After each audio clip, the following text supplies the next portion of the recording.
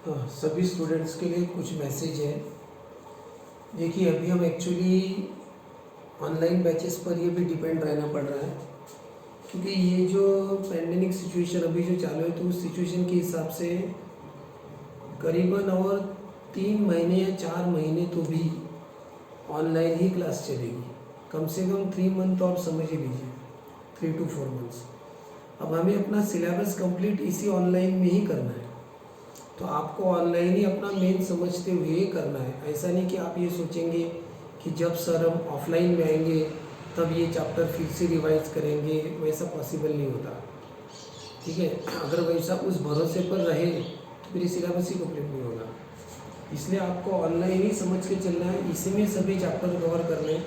अब ये syllabus complete करना अपनी मेन रिस्पॉन्सिबिलिटी हो जाती है विथ कंप्लीट अंडरस्टैंडिंग। अब आप देखिए, अपनी बैच है ऑनलाइन। ऑनलाइन में क्या होता है, हमें एक पर्टिकुलर स्पीड रखनी पड़ती है, बहुत ज़्यादा स्पीड से नहीं चल सकते।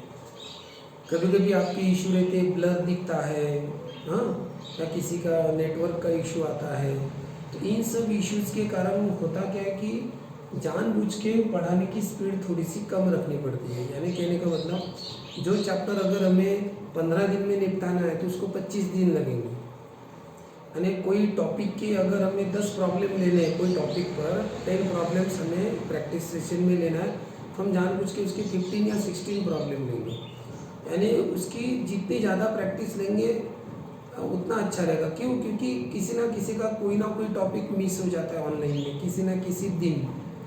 आधे घंटे की बैच उसकी नेटवर्क के कारण या डाटा खत्म हो गया, जो किसी उसका वो जो लॉस थोड़ा थोड़ा कभी कभी होता रहता है, उसको ध्यान में रखते हुए उसी टॉपिक को ज़्यादा दिन पढ़ाते हैं, जिससे उस स्टूडेंट का लॉस आज थोड़ा बहुत प्रॉब्लम आया तो कल कवर हो जाता है। इसलिए ज़्यादा प्रैक्टिस लेनी पड़ती है। और अगर इतनी ज़्यादा प्रैक्टिस लेके अगर हमें बढ़ना है और हर टॉपिक कवर करना पड़ता है, हर प्रॉब्लम लेना पड़ेगा, आपके सिलेबस में जितने प्रॉब्लम है ना, सब के सब कोई छोड़ना नहीं है। तो ऐसा अगर इतनी प्रैक्टिस के साथ इतना ज़्यादा समय दे के करना है, तो एक एक चैप्टर को बहुत समय लगने वाला है। तो उसको ध्यान में रखते हुए हमें बैच 2 घंटे की करनी पड़ रही है। इसलिए अपनी बैच का टाइम बढ़ा दिया। अगर हम 1 घंटे की बैच रखेंगे तो उसमें ये सब बातें ज़्यादा प्रैक्टिस और ये सिलेबस ये सब नहीं हो पाएगा। तो अपना टारगेट ये कि सिलेबस उस लेवल पर कंप्लीट हो, इसीलिए ज़्यादा प्रैक्टिस के लिए हमने 2 घंटे की बैच रख दी है। दूसरी बात, बोर्ड के पेपर में आपको 18 चैप्टर्स का पेपर देना पड़ता है। अब ये 18 चैप्टर्स का पेपर एक साथ आपके सामने आता है, जो 3 घंटे में आपको सॉल्व करना पड़ता है। पूरे 18 चैप्टर्स दिमाग में लाने पड़ते हैं। पहला क्वेश्चन लॉजिक चैप्टर का होगा, तो दूसरा मैट्रिक्स का रहता है। तो अपने थॉट्स प्रोसेस को लॉजिक से चेंज करके मैट्रिक्स में लाना पड़ता है। तीसरा क्वेश्चन इंटीग्रेशन चैप्टर का होगा, चौथा क्वेश्चन डेरिवेटिव चैप्टर का होगा। तो चैप्टर्स बदल जाता है तुरंत, क्वेश्चन में तो अपनी थॉट प्रोसेस को उतने ड्रास्टिकली चेंज करना पड़ता है कि भाई इस चैप्टर से उस चैप्टर के उसके फॉर्मूले दिमाग में लाओ, उसके कंसेप्ट दिमाग में लाओ। तो इसकी प्रैक्टिस बहुत ज़्यादा होनी चाहिए, एक साथ इतने चैप्टर के साथ डील करना। आपको जो इतने सारे चैप्टर्स, जैसे कि आप कुश्ती खेलते हो, पहलवान, अगर आप एक समय पे एक ही पर्सन के साथ अगर आप कुश्ती खेल रहे हो, हाँ, तो आपको एक की ही आदत है। लेकिन आपको जब चैंपियनशिप में अगर आपको एक पर्सन को अगर 6 पहलवानों के साथ कुश्ती एट ए टाइम करनी पड़ती है ना। अगर वैसी कंपटीशन है तो आपने प्रैक्टिस तो एक के साथ ही की ना हमेशा, तो आप वो एक साथ 6 वालों को कैसे निभा पाओगे। तो आपको अगर आपको 6 पहलवानों के साथ प्रैक्टिस करनी है, यानी उसमें लड़ाई करनी है, तो आपको यहाँ पे भी 6-7 के साथ एक साथ लड़ने की प्रैक्टिस करनी पड़ेगी ना। तो आपका स्टेमिना जो होगा बिल्डअप होगा, उतना आप में उतनी क्वालिटी धीरे धीरे, पहले तो नहीं होंगी, पहले आप हार जाओगे, लेकिन धीरे धीरे आपकी क्वालिटी, आप खुद को जान पाओगे, उतनी मेहनत करोगे, उस खुद के शरीर को, मेंटलिटी को उतना सेट करोगे, उतनी मेहनत करोगे कि आप एक साथ 6 जनों को संभाल पाओ। ठीक है ना। तो इसलिए अगर वहाँ पे वैसी सिचुएशन बोर्ड में फेस करनी है, तो यहाँ पे प्रैक्टिस भी वैसी करनी पड़ेगी ना। तो इसलिए हमने 2 तरीके के पेपर रखे। एक कौन सा कि करंट चैप्टर, कैट का करंट चैप्टर जो आपका चालू रहता है वो पक्का होना चाहिए, इसलिए एक पेपर वो होगा महीने में। और दूसरा पेपर जो होगा क्या होगा, ऑल चैप्टर्स पे होगा, यानी 3-3 4-4 चैप्टर जो आप पढ़े हो, जिससे क्या होगा आपको ज़्यादा चैप्टर को डील करने की भी प्रैक्टिस होगी। इससे क्या होता है आपका टाइम मैनेजमेंट आपको समझता है कि आप सही में 3 घंटे का पेपर सॉल्व करते हो क्या, 80 मार्क्स का कंप्लीट सॉल्व करते हो क्या, आपका टाइम कैलकुलेशन सही होता है क्या, आपकी स्पीड बराबर है क्या, आपको याद आता है क्या, आप एंड टाइम पे कौन से क्वेश्चंस भूल जाते हो। तो आपको जब खुद के बारे में पता चलता है कि आप कौन कौन से क्वेश्चन एंड टाइम पे भूल जाते हो, तो आप क्या करोगे, जब आप प्रैक्टिस करोगे तो उसी टॉपिक को अच्छे से लर्न करोगे ना, जो आपको समझ में आ गया कि हम एंड टाइम पे ये वाले क्वेश्चंस के आंसर भूल जाते हैं, कोई लॉस भूल जाता है, कोई डायग्राम भूल जाता है ना। तो ये सब आपको पता चलता है प्रैक्टिस से, ठीक है ना, एक एक्यूरेसी अपनी डेवलप हो जाती है। अब बताओ ये सब कब होगा, जो स्टूडेंट ईमानदारी से काम करेगा। ये जरूरी नहीं कि आपको 40 में से 40, 30, 35 किसी को शो नहीं करना है अपने मार्क्स में, ठीक है ना। 40 में से 20, 10, अगर आपको 40 में से अगर 10 मार्क मिलते, 5 मार्क मिलते, चलता, बस आपकी ईमानदारी की। जैसे अभी स्टूडेंट्स के बारे में पता चला कि जब पेपर सॉल्व करते हैं तो पेपर में एकदम एक्यूरेट है, वर्ड टू वर्ड, हाँ, नोट्स के, डाइजेस्ट के, जो भी है। और जब एक्चुअली जब लर्निंग सेशन में पूछा तो कुछ नहीं आता, यानी एक्चुअली उन्होंने चीटिंग की है। अब जो चीटिंग करने वाले उनके नाम हमारे सामने आ गए कि इनका पेपर देखते इतना एक्यूरेट है, लर्निंग सेशन में कुछ नहीं दिखता। तो ऐसे स्टूडेंट्स की लिस्ट हम निकाल रहे हैं धीरे धीरे, ठीक है ना, कि ऐसे कौन से स्टूडेंट है जो चीटिंग का सपोर्ट ले रहे हैं। तो वैसा नहीं करना है आपको, उससे कोई फ़ायदा नहीं है। दूसरी बात, अभी ये आप लोगों से पढ़ाई करवाना, हमने जो पिछले साल का हमारा एक्सपीरियंस है कि हमने पेपर लिए, सब लिए, लेकिन स्टूडेंट्स लोगों ने पेपर कैसे दिए, तो आधे से ज़्यादा स्टूडेंट, 50% से ज़्यादा स्टूडेंट्स ने एक्चुअली चीटिंग करके पेपर दिए। चीटिंग्स की उन्होंने किस तरह से क्या करना है, लेकिन अल्टीमेटली फ़ायदा क्या हुआ, जब ऑफलाइन में यहाँ पे आए तो सब पता चल गया था, उनको कुछ नहीं आता था। तो अभी बोर्ड में थोड़ी वैसा होने वाला है, एक दिन उनको तो फेस करना ही पड़ेगा। तो कम मार्क मिले चलेगा, लेकिन प्लीज़ वो आप खुद को अच्छी तरह से ये करो। अब लर्निंग सेशन हमने आपके रख दिए, क्यों, क्योंकि हम आपकी ऐसी पढ़ाई तो नहीं ले पा रहे, तो आप पर एक मेंटल प्रेशर होना चाहिए। देखो, कभी भी अपने सामने कोई भी अगर एम रहा सेट, कि मुझे एक टारगेट सेट रहा, एम सेट रहा, तो हम पढ़ाई करते हैं। जैसे मैंने अगर पेपर रखा मैथ्स का तो आप पढ़ाई करोगे, अगर मैंने पेपर नहीं लिया ना तो आप पढ़ाई भी नहीं करोगे, यानी मेजॉरिटी केसेस में वही होता है, ठीक है ना। इसीलिए क्या होता है कि पेपर एक जरिया है, एक माध्यम है कि आपको पढ़ाई करने के लिए। वैसे अब पेपर में क्या हो रहा है, कोई स्टूडेंट चीटिंग कर रहे हैं, इसीलिए हमने लर्निंग सेशन लगाया। तो लर्निंग सेशन का पर्पस वही है कि आप लोग एक्चुअल पढ़ाई करो, वो भी पेरेंट्स के सामने, और जो नहीं करते उनकी भी पोल खुल जाती है इसमें। जैसे कुछ स्टूडेंट्स फ़ोन उठाते नहीं, अवॉइड करते हैं, जिससे ये क्लियर कट हम लोगों को भी पता चल जाता है उनके नाम के साथ कि ये कुछ स्टूडेंट ऐसे 5-6 स्टूडेंट, 7-8 स्टूडेंट की जिन पर पढ़ाई करना एकदम उनको बोर लगता है, उनकी जान पर आ रहा है।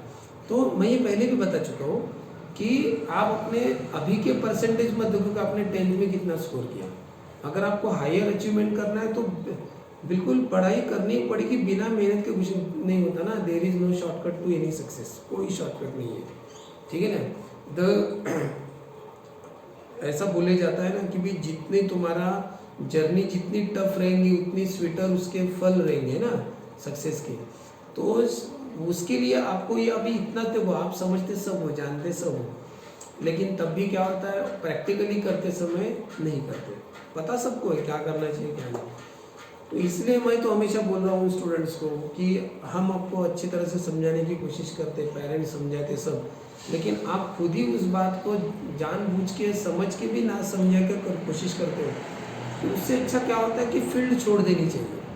यानी अगर अपने से नहीं होता कोई, हम मेहनत करना ही नहीं जानते, नहीं हो रही अपने से मेहनत, अपने को नहीं चलता इतनी मेहनत करना, तो फील्ड छोड़ दो, साइंस फील्ड छोड़ दो, अच्छा रहेगा। किसी दूसरी फील्ड में जाओ जो जहाँ पे कम मेहनत में आपको लगता है कि भी हो जाएगा ऐसा। अब तुम एग्जांपल देखो, JEE का स्कोर, कुछ सालों पहले JEE में एक स्टूडेंट ने 300 आउट ऑफ 300 स्कोर किए थे। तब कौन सी बैचेस थी, ऑफलाइन बैच थी, ऑनलाइन का कंसेप्ट नहीं था। एक स्टूडेंट ने किया था, अभी 2 साल पर, अभी ये 2 साल के रिजल्ट लिखना कि 2 स्टूडेंट्स ने कितना स्कोर किया था, 300 आउट ऑफ 300। अब ये है ऑनलाइन का रिजल्ट, ये ऑनलाइन में इतना।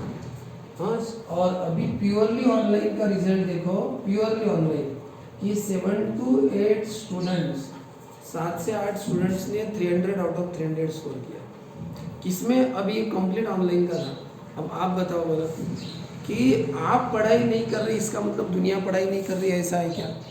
कि ऑनलाइन के बैचेस में स्टूडेंट्स लोगों ने ये स्कोर किया, इसका मतलब कितनी पढ़ाई की होगी उन्होंने।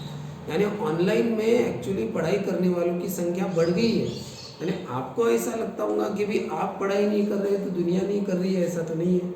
जो करने वाले हैं ना, वो इतना फ़ायदा उठा रहे हैं कि उनका कंप्लीट कोर्स, जैसे भी 12th की एग्ज़ाम देखो, 12th की एग्ज़ाम पोस्टपोन होती होती इतनी पोस्टपोन हो गई। जब 23 फरवरी को एग्ज़ाम दी तब इन स्टूडेंट्स को लगता था थोड़ी आगे बढ़ जाए तो अच्छा होगा, हमारी पढ़ाई नहीं हुई। जब एक्चुअली एग्ज़ाम 23 अप्रैल को अनाउंस हुई तब इनको लगा चलो अच्छा हो गया, लेकिन 23 अप्रैल आने तक भी इनकी पढ़ाई नहीं हुई थी। इनको लगता था कि एग्ज़ाम और पोस्टपोन हो जाए, तो देखो एग्ज़ाम और पोस्टपोन हो गई, लेकिन तब भी इनकी पढ़ाई नहीं हुई। यानी इनको हमेशा लगता है कि थोड़ा और समय मिल गया होता तो हम पढ़ाई कर लिए होते, और एक्चुअली वास्तविकता में मिला भी, लेकिन तब भी पढ़ाई नहीं है। इसलिए बोलता हूँ कि ना करने वालों के साल भर लर्न नहीं होता। अब जो करने वाले नहीं है उनका कुछ साल भर नहीं होता, करने वालों का तो बिल्कुल उसके टारगेट में हो ही जाता है।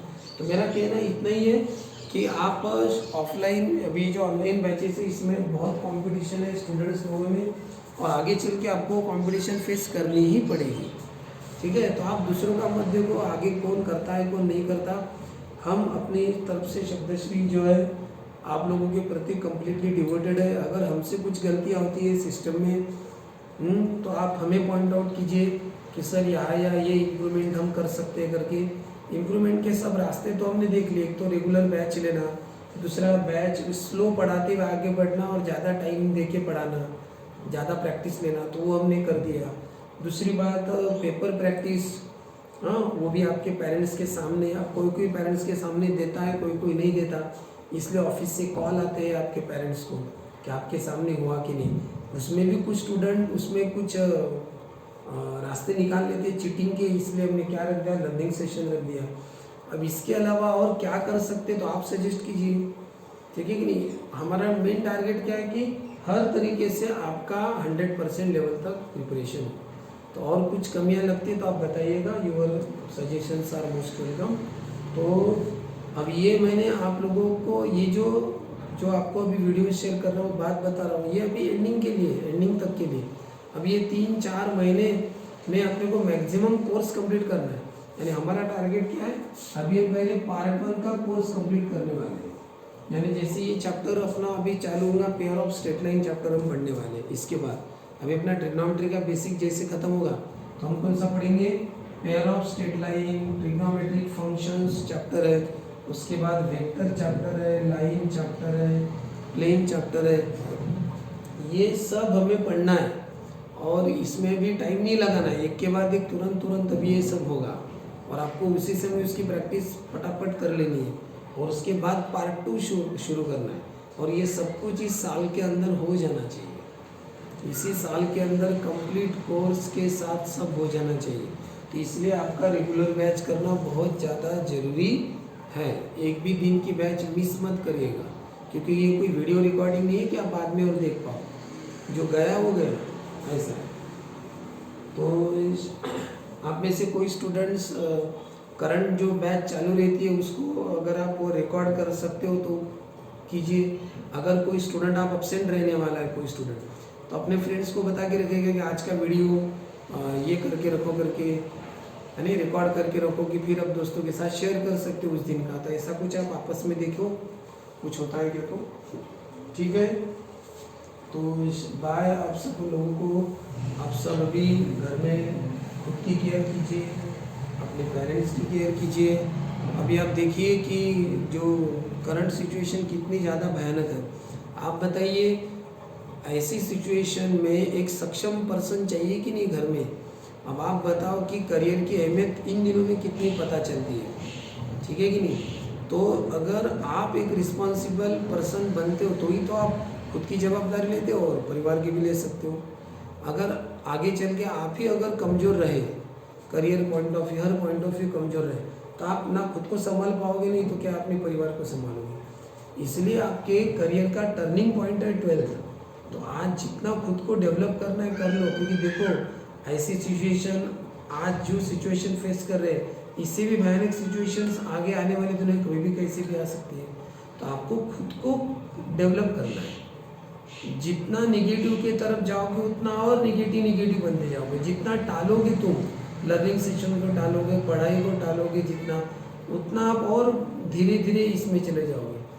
ठीक है ना। इसलिए मैंने जो कुछ स्ट्रिक्ट आपको जो बताए थे, तो वो बातों को प्लीज़ फॉलो करना। जैसे कि मैंने आपको बताया था कि 4 बजे उठना चाहिए सुबह, और सुबह उठ के आपको थोड़ा सा एक्सरसाइज जो है, एक्सरसाइज यानी ऐसा नहीं कि 10 मिनट हार्डली, ठीक है ना, प्राणायाम हो गया, थोड़ा हो गया, है ना, प्योर ऑक्सीजन रहता है सुबह का उसमें, और फिर उसके आपने पढ़ाई शुरू कर रहे हैं। जनरली सुबह कौन सी पढ़ाई करनी चाहिए, आपने मैथ्स की पढ़ाई करनी चाहिए, है ना, 4 से 7, यानी सुबह 7 बजे तक की मैथ्स या फिजिक्स के न्यूमेरिकल पार्ट जो भी रहता है किसी का भी हो, वो करनी चाहिए, है ना। ये बेसिकली बाकी सब्जेक्ट का वैसे फिजिक्स साइंस का रात को पढ़ना चाहिए। जनरली रात के 10 बजे तक आपको सो जाना चाहिए, ठीक है ना। ये लास्ट टाइम हो, अच्छा है 6 घंटे की प्रॉपर नींद, ठीक है ना। और ये पर्टिकुलर तरीके से जाओ। सुबह नाश्ता करो 8-9 बजे, दोपहर 1 बजे क्या करो, जैसे 8 या 9 बजे के आसपास क्या करो, हाँ नाश्ता कर लो, हाँ ब्रेकफास्ट। 1 बजे क्या करो, लंच करो। ये बहुत एक पर्टिकुलर, एक बहुत सही टाइमिंग है खाने पीने की। हाँ रात को 8 बजे अपना डिनर कर लो। हाँ ये एकदम परफेक्ट टाइमिंग है।